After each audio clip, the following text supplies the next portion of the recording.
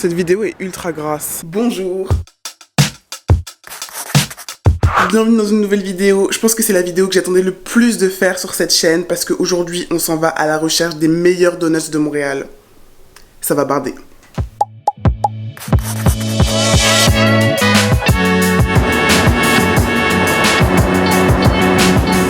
A l'inverse des cookies, on va découper cette série en plusieurs vidéos parce que clairement je me vois pas manger des beignes toute la journée, ça va être super écœurant. Donc je sais pas encore combien d'épisodes il va y avoir, mais pour le premier spot de la journée, on s'en va dans le vieux Montréal, dans le café 49 Parallèle. Le café 49 Parallèle est assez récent puisqu'il a ouvert ses portes à Montréal en 2021. Il y avait déjà une succursale à Vancouver et pour celui-ci, ils ont fait le parti pris de s'associer avec Lucky Donuts pour nous proposer des beignes et des donuts les plus décadents les uns les autres. Et ce qui est cool, c'est qu'il y en a pour tout le monde, il y a même une sélection végétalienne et sans gluten.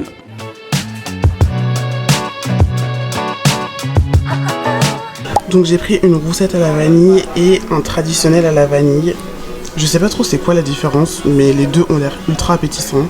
J'ai pas pris à boire, j'aurais peut-être dû. Donc on va commencer avec le roussette à la vanille. Je sais pas vraiment c'est quoi la différence avec un donut ou un beigne classique. Je sais qu'à Tim Hortons ils font des roussettes. Je trouvais que ça avait un goût un peu plus aéré.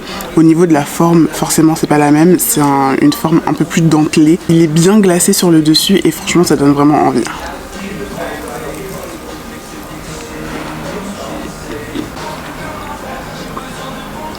En fait, pour que vous voyez vraiment la différence, en dessous ça ressemble à ça. Et au niveau du goût, ça a un mix entre des beignets, churros et pâte à choux frites. Donc je sais pas si vous arrivez à voir le combo gustatif, mais en tout cas c'est super intéressant parce que ça change un peu du beignet classique qu'on a l'habitude de manger. C'est super aéré, franchement c'est vraiment pas bourratif, donc trop cool. Franchement après plusieurs bouchées, on dirait vraiment de la pâte à choux qui a été frite et qui a été glacée. C'est super intéressant, ça change vraiment de ce qu'on peut voir en termes de donuts, donc agréablement surprise. Pour le deuxième, on part sur le traditionnel à la vanille. C'est vrai que visuellement parlant, il ressemble beaucoup à la roussette vanille, mais le traditionnel c'est légèrement différent. Je pense qu'il est un peu plus épais et moins aéré qu'un donut classique. Même au niveau de la forme, à chaque fois qu'on voit des traditionnels, ça a toujours cette forme là et cette espèce d'épaisseur comme ça. Donc là pour le coup il y en avait quand même pas mal, il y avait des traditionnels à la vanille. En fait il n'y avait pas vraiment de donuts classiques. Je sais que d'habitude ils font des donuts classiques, je sais pas si je suis arrivée trop tôt ou trop tard. J'ai déjà mangé énormément de donuts dans ma vie, mais des traditionnels j'en ai jamais mangé. Donc let's go.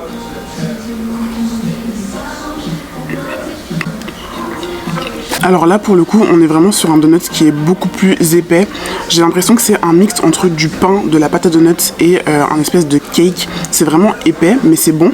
Et en fait il y a un arrière-goût, je sais vraiment pas ce que c'est. En fait il y a un arrière-goût mais je sais pas à quoi ça correspond. J'ai du mal à retrouver la saveur parce que c'est pas de la cannelle. C'est un truc quand même qui... Je vais regoûter pour voir.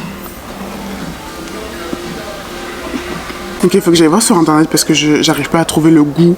Bon, finalement, j'ai trouvé dans toutes les recettes, il y avait marqué du gingembre. Et c'est vrai qu'après réflexion, ça fait un petit goût de gingembre. Un petit arrière-goût piquant, mais en même temps léger. Et pour le coup, ces beignes-là, c'est vraiment des beignes qui sont propres au Québec. Parce que c'est pas des beignes que tu vas retrouver partout, c'est vraiment la recette de grand-mère. C'est les beignes à l'ancienne, le donuts à l'ancienne. Et c'est spécifique au Québec. Au niveau des ingrédients, de ce que j'ai vu, c'est des ingrédients classiques que tu peux retrouver dans tous les donuts. Mais ce qui change, c'est vraiment la petite touche de gingembre qui va venir agrémenter ton beigne. En vrai c'est pas pour me déplaire mais j'avoue que j'ai eu un gros coup de cœur pour la roussette à la vanille parce que pour le coup je trouve que ça change vraiment de ce que j'ai pu manger et c'est vraiment aéré. Moi qui adore les churros, les choux pâtissiers et les donuts, genre avoir les mêmes goûts réunis dans la même pâtisserie, c'est trop bon.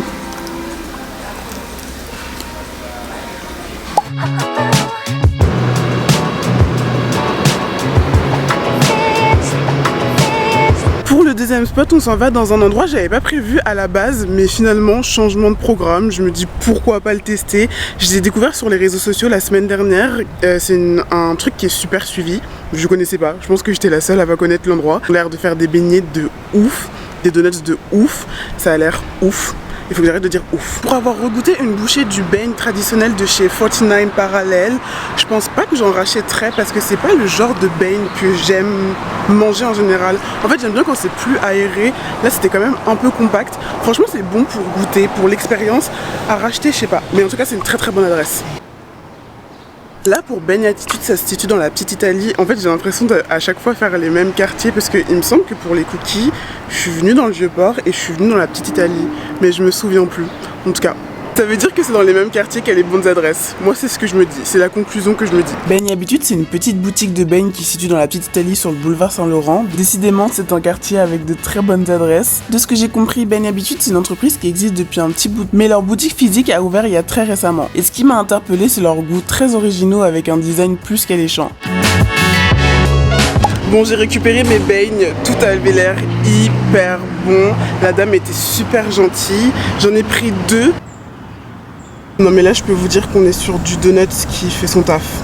J'ai pas encore goûté, c'est la première fois que je vais à cette adresse, mais je suis persuadée que je vais y revenir. On a un intrus qui veut venir goûter ma nourriture. C'est pas pour toi.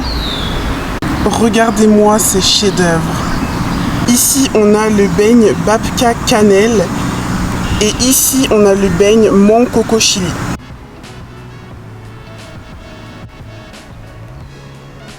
Morte, il y a littéralement l'écureuil qui vient de sauter sur la table. Je sais qu'ils sont sauvages parce que devant chez moi ils sont toujours sauvages, mais là jusqu'à grimper sur la table, ça va pas ou quoi monsieur? Il fait grave son malin, il a trop pris la confiance. On dirait un enfant qui a fait une bêtise et qui s'en va, genre non moi j'ai rien fait, je sais pas de quoi tu parles. Donc au niveau des prix pour les beignes, c'était à 5,50$ il me semble, plus taxes, qui est un prix quand même correct pour une beignerie de Montréal. Enfin je sais pas si c'est correct, mais en tout cas c'est les prix qu'on retrouve dans toutes les beigneries. C'est quand même du taf, c'est de la... Enfin pour moi ça reste quand même de la pâtisserie quand c'est fait maison, quand il y a des goûts travaillés, tout ça, donc ça me choque pas tant que ça. On commence avec le premier, dès que je l'ai vu direct, le babka cannelle, je me suis dit je vais le prendre parce qu'en fait j'adore la babka. Pour ceux qui connaissent pas, la babka c'est une sorte de brioche avec du chocolat et de la cannelle. C'est une sorte de brioche tressée. Il me semble que ça vient des pays du Nord, genre la Suède ou la Norvège ou la Finlande. Lequel, il faut pas me demander, mais je crois que ça vient de là. Et donc même si je suis pas vraiment fan de la cannelle, je me suis dit on va lui donner sa chance parce qu'il a l'air tellement appétissant que je suis obligée de le prendre. Je vais pas repartir de la boutique sans.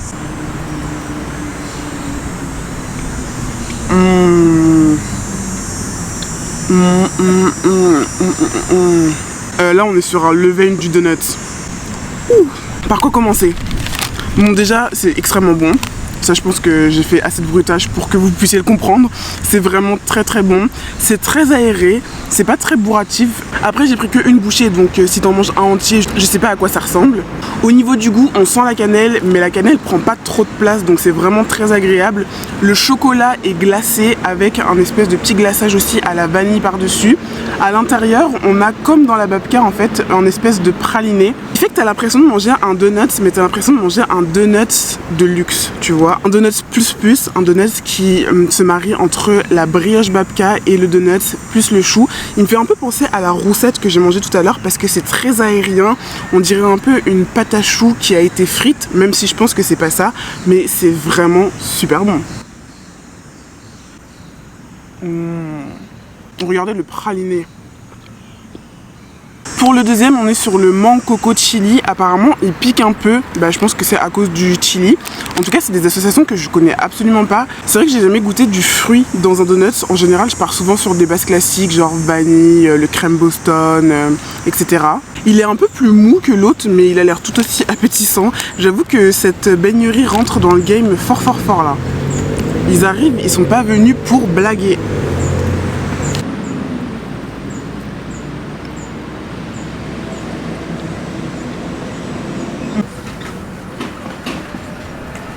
Le piquant vers la fin, mais franchement c'est léger et ça apporte une belle touche.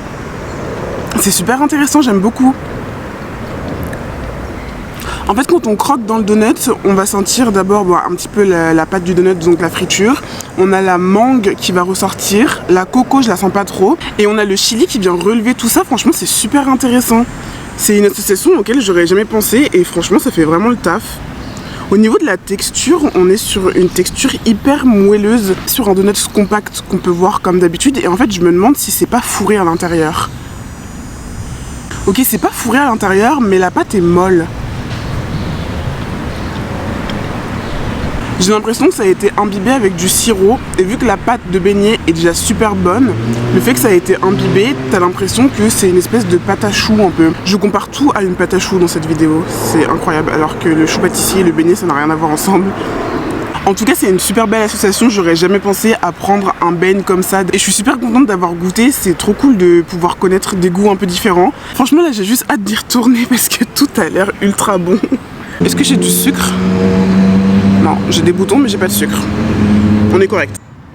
Bon, on s'en va vers le troisième et le dernier spot de ce premier épisode de la série parce que je pense que 3 c'est quand même assez pour commencer et je pouvais pas commencer un premier épisode des meilleurs donuts de Montréal sans aller chez Bernie Beigne, qui est une institution du beigne à Montréal. Une institution qui a ouvert il n'y a pas si longtemps que ça, parce qu'il me semble qu'ils ont ouvert pendant la Covid, donc en 2020. C'est un spot de beigne qui se situe dans le Myland. C'est juste incroyable, ils font des beignes incroyables. Pour le coup, c'est une place qui a popé il y a 1 an et demi, je pense. Ils étaient connus, puis d'un coup, ils sont devenus genre ultra connus. Donc avant, quand j'y allais, il n'y avait pas trop la queue. Maintenant, il y a énormément de queue, surtout le week-end. Là, on est vendredi, donc je sais pas s'il va y avoir de la queue ou pas. On va voir. Pour le coup, je trouve que Bernie Beigne, ça fait partie des places qui ne sont pas surcotées. Parce que des fois, sur les réseaux sociaux, on voit des places qui explosent. On voit plein de vidéos dessus, etc. T'y vas et finalement, bon, c'est pas ouf. Alors que là, on parle. Là, on parle. Là, pour moi, c'est vraiment une référence.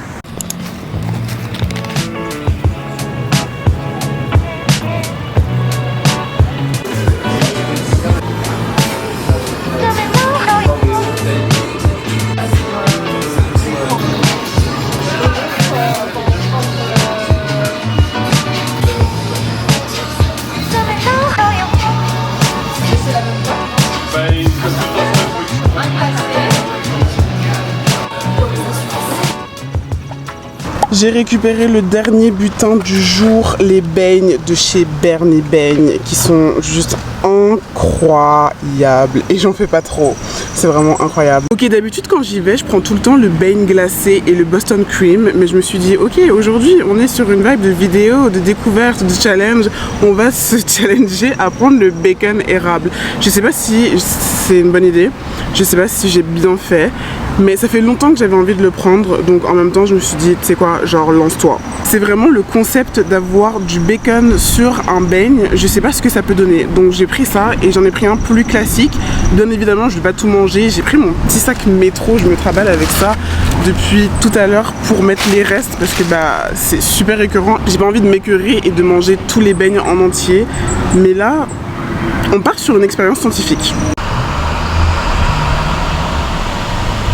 Bon, le beigne classique, je vais le garder pour après. Il y a du soleil là. Est-ce que je vous vois? Je vais laisser de côté celui au sucre parce que je connais déjà et je vais juste faire un croc parce que je sais qu'il est super bon. Mais juste un croc comme ça. Mais par contre, on va s'attaquer. On va s'attaquer à la bête. Bon, à la guerre comme à la guerre, de toute façon, à un moment donné, il faut bien y aller. C'est moi qui ai pris les décisions. J'ai pris la décision de prendre ce beigne, donc il va falloir que je goûte. Là, on a vraiment énormément de bacon sur le beigne. J'ai l'impression que je vais manger mon petit déjeuner.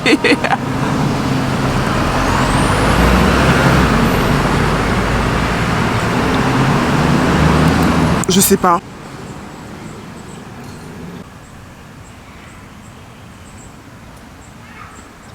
Là, je crois qu'on est quand même sur du plus niveau gras. Et je sais pas si j'aime. L'association bacon et beigne, je sais pas si j'aime. C'est sucré salé, mais là c'est gras salé plus gras. C'est un concept. Parce que on sent l'érable, mais c'est pas ce qu'on sent le plus. On sent plus le bacon. Honnêtement, j'aime bien. Genre, je peux le manger, mais j'irai pas chez eux pour manger ça. J'irai chez eux pour manger un crème Boston, pour manger un beigne à la fraise, pour manger un beigne sucré, mais pas un beigne au bacon. Genre c'est une expérience, carrément il y a de la fleur de sel. On est vraiment sur un beigne gastronomique, un beigne déjeuner, un beigne du matin. Mais je pense pas que ça soit fait pour moi. Par contre leur beigne au sucre qui ressemble à ça, c'est le beigne classique. Tu te mets du sucre plein les mains c'est ce qu'on adore. Et en termes de beignes classiques simples, il y a le beigne comme ça au sucre, à la cannelle et celui qui est glacé.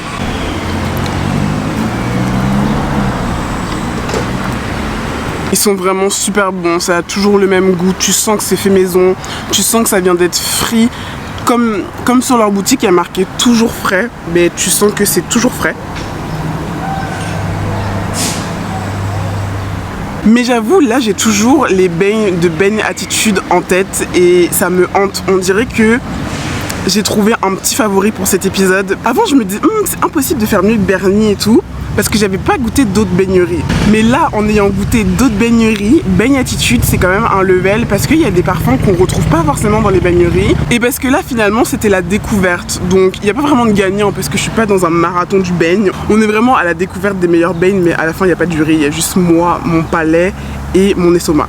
Mais en tout cas, c'était 3 belles adresses pour ce premier épisode. Je vais ramener tout ça chez moi. Je vais en ramener aussi à des amis parce que clairement, j'ai pas tout mangé. Je mangerai pas tout. On est quand même sur un beau premier épisode. N'hésitez pas à mettre en commentaire vos adresses de beigneries préférées à Montréal. Et sur ce, je vous fais des bisous et on se capte dans une prochaine vidéo.